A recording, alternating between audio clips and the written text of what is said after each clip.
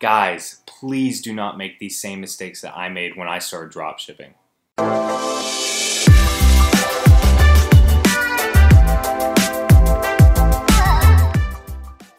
What's going on, guys? I'm Braden Wirch. If this is your first time on my channel, make sure you hit subscribe. I continue to over-deliver insane value to you guys every day to grow you personally and financially as well. Alright guys, so today I want to cover some pretty massive mistakes that I've made throughout my dropshipping career. That way it can save you from making the same mistakes as well. And some of these mistakes have been pretty costly to me, so I definitely want you guys to steer clear of making these same mistakes that I made. Some of them are pretty simple and easy to make, and others are a little bit more complex, but you can very well run into them. So the first one is not expecting any disputes, holds, or reserves. So what I mean by that, I mean, an AliExpress Alipay block on your cards. I mean a PayPal rolling reserve or a Shopify payments reserve, anything like that. It most likely will happen. And I did not know this in the beginning, and this is due to a big mistake of mine that I didn't do enough research into Shopify itself. And so what happened was, for one of my stores, I had not only a PayPal reserve, but Shopify payments reserve hit pretty much at the same time. So I was unable to fulfill orders, and I was scaling this up very quickly. Fortunately, I had another dropshipping store that was very profitable and was able to carry the other store through the reserve status. But if I hadn't had that store, I would have been out of business with that first store and potentially lost out on a pretty massive opportunity. The store that had the reserves put on it ended up being a pretty massive store of mine. So it was definitely fortunate that I had a secondary store, but if I would have just expected the reserves from the beginning, I would have already started to prepare for it. I would have some money set aside for the reserve, and I just would have been more prepared. I was caught so off guard with it. The other is an AliExpress Alipay block or dispute on your card. So I didn't know that due to security risks, AliExpress was going to go ahead and essentially block my card every time I tried to check out. And so what I did is then I went ahead and I did the verification process with the 2 forms of ID, the picture of the card itself, all of that, and it got approved after a few days. It was definitely annoying during the time because I had a lot of orders to be fulfilling, but I was able to manage it. Now, where it ended up getting troublesome is a few weeks later when I have even more orders because I'd scaled up more. Alipay then goes ahead and puts a block on my account. And both of these were unexpected. I didn't know of them. I'd taken several courses, thousands of dollars worth of courses, and not one course talked about this.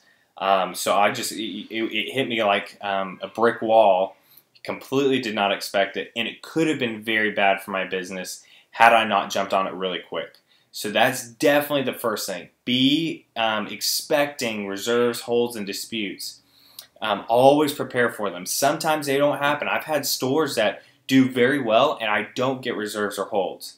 And so just expect it. But that's the first mistake, number one, to avoid. The second mistake. Test, test, test. I know you guys hear all the time that you need to be constantly testing, but a big mistake that I made is that in the very beginning, I did not test. Essentially, I would just go ahead and try to find a winning product. Yeah, I guess that's considered testing, but I was not testing different ad strategies. I wasn't testing different audiences. I wasn't testing different variations of the product. I was essentially just with one path testing that, and I missed out on at least a few weeks worth of a winning product because I hadn't tested a certain variation of it. And so you need to test, and you need to look over your data, look over the analytics, constantly be testing. When I was able to really scale high was when I really was able to test lookalike audiences and then test manual bidding. When I got those two things figured out, I was able to go ahead and scale through the roof. So you need to constantly test. If you don't test, and this is one of the biggest mistakes I see as a whole in the dropshipping world, you absolutely need to test. It's the name of the game. It's honestly what separates the winners from the losers in the dropshipping world. It comes down to how effectively and how efficiently can you test. So that's definitely a big mistake number two. Mistake number three that I made is not having a clear budget.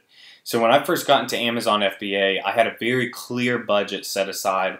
I had a certain amount that I was going to spend on inventory, and then what I wanted to use for any marketing that I was going to use. I had a very clear budget, but when I jumped into Shopify, it was such an experiment that I was just jumping into without having done the research that I hadn't even set a budget at. And so what happened is, as I'm getting into it, as I'm testing, I start getting sales, but I'm not profitable. And so what happens is that I keep throwing money at it, not knowing what I'm doing, and so I start losing money. And I didn't have a clear budget. This is the reason why it literally got down to the last 2 or 3 days before my wife and I were going to actually have to shut down our stores, or at least put them on pause, because we weren't going to have money to pay for our bills that month. And that's with her being a nurse and I was a firefighter at the time. So you definitely need to have a clear budget set. How much are you willing to go ahead and start with? How much are you willing to spend on either Instagram influencers? How much are you willing to spend on Facebook ads? You need to have a very clear budget set aside before you just jump in. Definitely don't just jump in without a clear budget set. That is definitely a massive mistake that I made in the very beginning.